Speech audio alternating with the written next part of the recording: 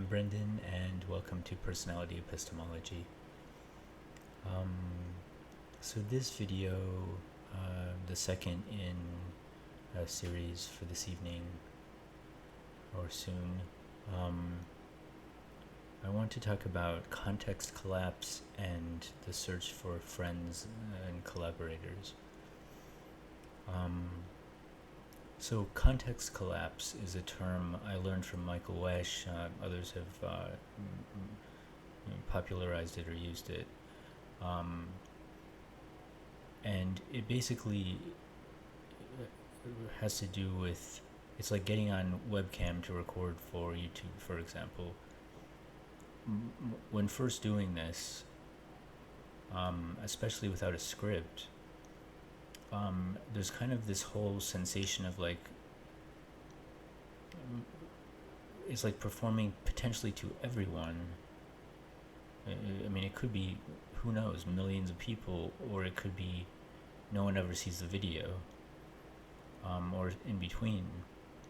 And there's not like a single person. Like usually, or in many contexts, people talk to one other person or a few other people, or like it's known people, or like even giving a speech or something, one has some awareness of the audience. And so context collapse is like when there's this wide open potential audience, and it's like, how do you even orient like what to say, or what to say about yourself, or all these things. And it kind of overlaps with this concept of liminality, where things could play out in different ways. There may not be fixed rules, or things aren't working right, so rules collide with each other, and or there's just no answer. So it's like the type of thing where people say, I don't know what to do. And so, I mean, I've learned that the answer to I don't know what to do is figure it out. And how to figure it out varies, but there are ways to figure things out, even when things are confusing and uncertain. So that gets to the, I guess I could refer to my story, like the point in my story where, many points in my story, where it's like, what do I do now? And then part of the answer is the need to find and connect with people who could become friends and collaborators. And I use this term personally together, friends/collaborators.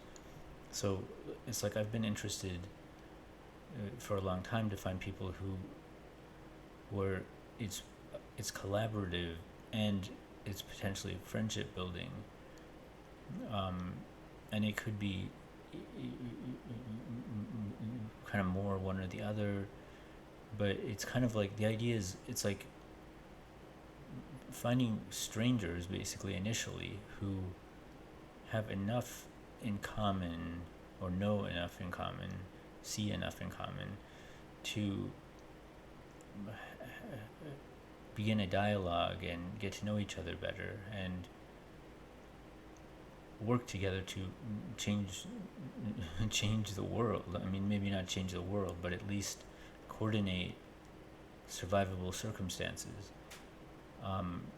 And so, I mean, this overlaps for me with the idea of entrepreneurship, and it's kind of like somehow seeking to find others to work together to make money, but using a sort of an approach to money that's similar to, well, it's like Ray Dalio has a video about this, or several at least. I mean, he has at least a short YouTube short clip about this.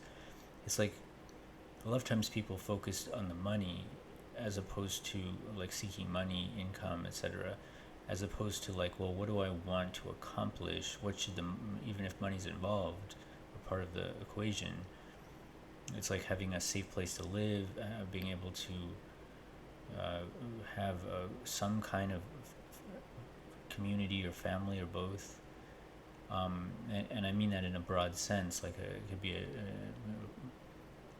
people say chosen family, or in anthropology and participant observation, a lot of times people go to a new culture and they don't know anyone, and likewise going to a new school or these types of things, you don't know anyone initially probably, and it's like this liminal thing of like getting to know people. But in a world where a lot of especially in like professions, people related professions, helping professions, education or whatever, even through intelligence or all these different professions that have to do with people, it's like much of it is funded through sort of rigid means, and it's structured in particular ways. And then so it's like if one is taking an entrepreneurial approach to this stuff, like I'm working on creating an interdisciplinary people related profession that really spans the whole spectrum potentially of, it's like learning facilitation. I mean, even from the angle of like intelligence services, manipulating populations to make things happen, for example, or any kind of influencer, advertisers, marketers, politicians. There's this attempt to influence other people, but then how does one do that in a world of trust breakdown? And I come at this from an angle of how to help people, but using cognitive empathy and perspective taking and so on, taking into account like what might villains or people with what TV Tropes calls orange and, what do they call it, orange and blue morality or something, like unusual combinations of going about things, compared to a reference point. But from any angle, like overarching powers that be in the world or whatever, at some point, unless the purpose is complete destruction, and even if it is, I mean, it's like at some point, it's like the TV trope, dystopia is hard. It's like at some point, it becomes necessary to actually coordinate survivable circumstances for people, and worth it circumstances, and I mean collaboratively with people, because if people, that's this other angle, if people are, I mean, like this on this screen here, I have this pedagogical violence article snippet. So this article is basically about how messed up school is, most schools, and the basic structure of modern education, because it's based on inducing psychological and social pains in students in order to ensure their unconditional cooperation. And of course, it's also, that's mixed with rewards, like if you do everything right, your grades are perfect, and you're supposedly going to benefit and have a lifetime of high earnings, right? If you go in school long enough. But it's like, for many people, the fundamental experience of school is the threat of psychological and social pains if you do not pursue grades, for example. And then what do grades mean? When once you're out of this school thing and you have to survive, it's like Sully Brake's song, I will not let an exam result decide my fate. I mean, a high exam score might get you into some career trajectory, but then, I mean, it's coming out these days. I mean, 20 years ago, when I was figuring this stuff out and thinking what path to take,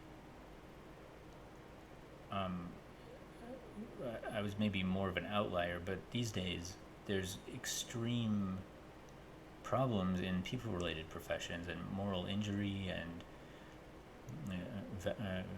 values dissonance. Like, I mean, it's like there's a TV Tropes article, values dissonance, and it has to do with, it's like, it's basically about culture, but it's like different cultures or even different people in the same, population could have completely different values or moral codes or moral sensibilities. Even, I'm trying to think of what's a good example, but like the death penalty, like for some people that's like evil and wrong and messed up, and there's all these problems with it, and even in a practical sense. And for other people that's justice if people do a bunch of bad things. So I mean, that's a whole topic, but as an example, and also through history, like at some point in American history, certain things were just normal and not questioned, or not questioned in public or whatever. And then it comes to be that it's like that becomes a taboo, whatever it is. Like, for example, sexual harassment. So in the 50s compared to these days. And so things that even were produced a couple decades ago can seem messed up compared to current sensibilities, for example. And I mean, of course, just stuff that's considered messed up is produced all the time relative to what other people think. But it gets to, it's like, but my point with this is that's values dissonance from the TV Tropes thing, but people end up with values dissonance in their own minds between, even, it's like wanting to help people, but then your job gives you these ways to help people, and then it is not working. For example, teaching, and then the students are like, I don't like these assignments, this isn't relevant to my life, and all this stuff. And then it's like you have to say, deal with it. Or even the students have actual problems and need help. And then it's like referral to some other profession that is also not helping them in a lot of cases, or adding problems. So these types of things, and the more that this stuff is known, like people sharing what's happening or their experiences on TikTok or Twitter or YouTube, etc., or in books, the more that's known that's actually happening in the world, the more conventional ways of thinking that are common with professions, like the more educated you get, in some ways it results in being more, more participation in formal education can lead to more distance from actually understanding things sometimes. And so, I'm kind of getting into a whole thing, but a really good example of that from my perspective is when I was younger, especially 13, 14, I was not learning in school, and I was bringing this topic up to my parents, and they just did not understand. Like, they were not perspective taking in my own mind to even understand what I was saying, even. So it was like a non-thing. You're not learning? Well, who cares? It's school, or you must be learning something. It's like, so then now currently education is really in a crisis, and it's noteworthy that that's been the case for a long time, but it's like hard to ignore. These things are becoming harder to ignore. So so I said it's like context collapse and liminality, and then finding friends and collaborators, and then I mean, it gets into the need to create a new interdisciplinary profession. And I want to talk about that more in another video, but that's, it gets into this epistemic fluency in professional education book, and Dolly Parton's song World on Fire that just came out a few days ago, and Sarah McLachlan's song World on Fire from like 12 years ago. I mean, it's like, it's like finding a calling in the context of a world that's way messed up. And if that's a calling of pursuing, even like working in formal religions, it's subject to the fragmentation of the professions. So it's like, oh, I don't know about mental health or how to do therapy, or it's like learning that. It's like that has problems too, or taking a spiritual leader perspective. Like how?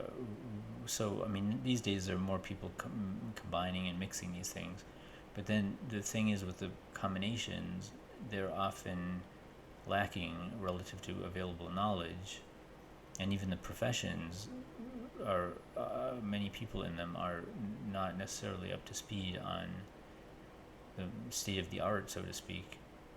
And then this also gets into the fact that the professions are, I mean, they have been set up basically as a social control mechanism, or it's like keeping in line how things are in the 20th century, or have been, and we're past the 20th century. So questions welcome, comments, thoughts.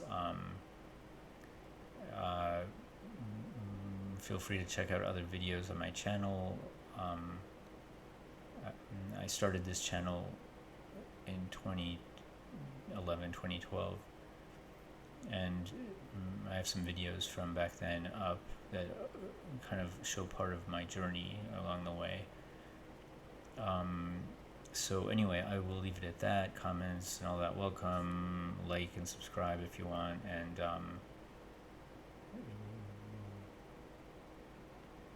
that gets into this whole thing of what about people who might be watching this who need help and need problems, and I have how to ask for help here. So this is something I'm related to a profession. This gets into how to coordinate, and related to the context collapse thing. It's like, what are my concerns about, like, if I become someone with an audience of substantial size, an influencer, I mean, even moderately, what about, because I'm saying all these problems are solvable, so what about people who have these extreme problems? What do you do? I mean, that's a thing I want to create more videos about. And I mean, I'm currently trying to help people with way messed up situations, and I have been for quite a while, and I've learned a lot collaboratively. I mean, but then there's still these challenges, and even a simple example is like housing. Like among many other professions and so on, and fields and industries and all this, these housing crises, or can't afford housing or whatever, is a huge problem. And it's like, why can't people just gather and build houses? And sometimes that's happening, there are projects, but for the most part, widely, people are, I mean, that gets to this other topic of many people really do not understand how you can end up with nowhere to turn, and available services won't help. And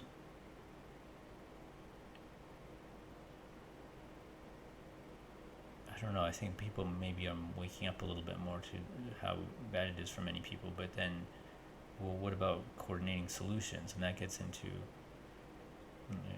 it's like people often expect politicians and governments to address these so-called wicked problems, but it's like Dolly Parton's song gets right at this. It's like politics is not what is going to answer. I mean, it might be,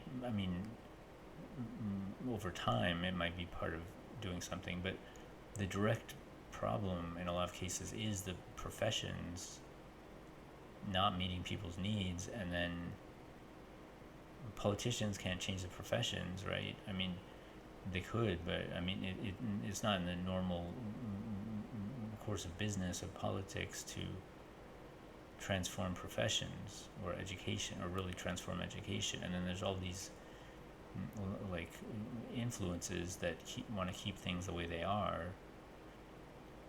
and then it gets into like there's a fixed federal budget and it's not enough money anyway, or it could be, I mean, it could be adjusted, but it's like it's already not meeting needs. And but then what I'm saying is that also with the economy as a whole, innovation and knowledge, like learning, actually being conscious and aware of things instead of ignoring and having absorbed all these things that are ignorance-oriented ways of thinking, like, oh, I can't know anything about that, or that's someone else's job, these types of things. I mean, but then once you take on, okay, I can know stuff, problems are solvable, it turns into the weight of the world type thing, and there are ways to work through this, and then this gets into differentiating out priorities and how you're going to use your time in a given period of time, or your life as a whole, and all of that. And so more soon, and thanks for watching.